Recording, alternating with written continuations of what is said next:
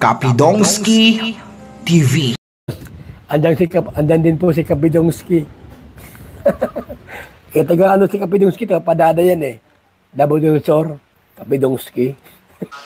Kapidongski, shout out.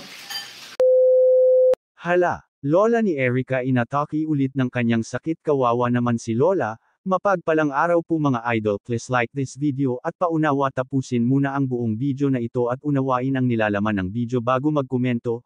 Daghang salamat sa inyong tanan sa pagsubaybay sa aking munting channel ang Bisayang Taga Davao Kapidongski TV.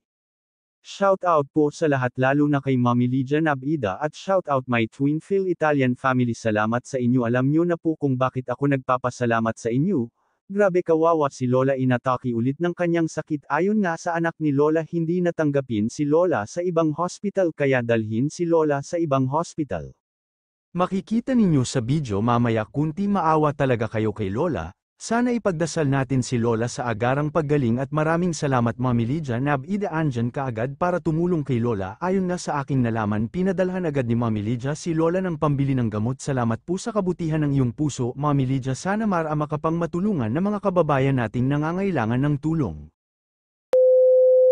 Dito lang nabas.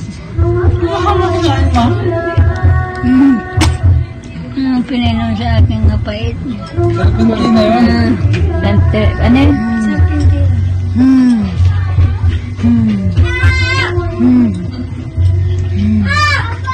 Mamagak ko pa ang pait ng dito. Sabi niya sa akin, dalhin daw siya sa ospital kasi gusto niya turukan ng pampaano. Hindi na siya bababalik doon. Dito na sa ano, Lourdes. Yun na nga yung sinasabi ko sa inyo. Kailan sinasabi kay mama sa kanila?